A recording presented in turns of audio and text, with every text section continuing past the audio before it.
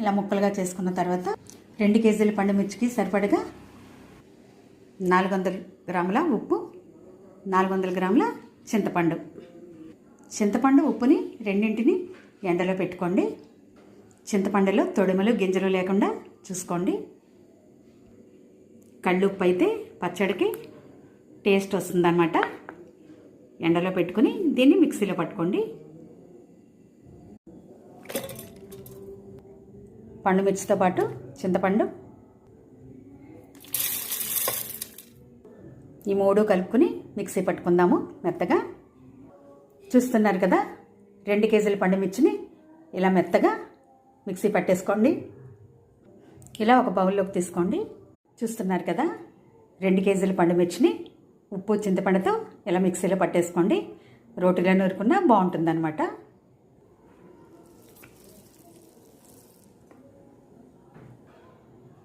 ఇలా మూత పెట్టేసుకుని 3వ రోజున మీకు చూపిస్తాను. 2 కేజీల పండు మిర్చికి 4 స్పూన్స్ ఆవాలు, 4 స్పూన్స్ మెంతులు వేయించి పొడి చేసుకోండి. ఆవాలు వేయించకుండా పొడి చేసుకోండి. ఈరోజు 3వ రోజు గ్రైండర్లో వేసుకుందాము.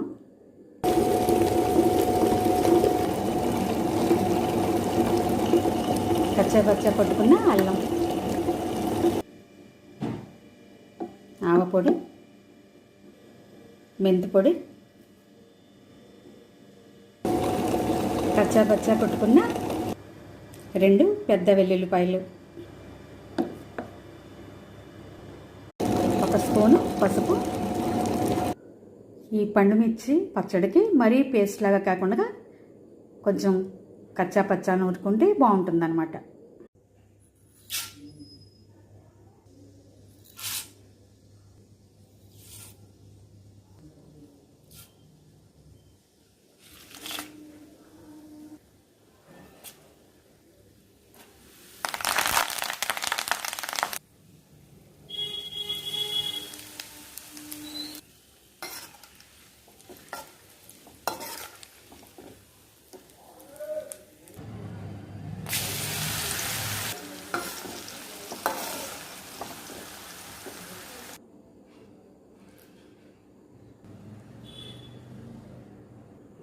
చూస్తున్నారు కదా, శనగపప్పు, మినపప్పు, ఆవాలు, జీలకర్ర, ఎండుమిర్చి, కరివేపాకు, ఇంగువ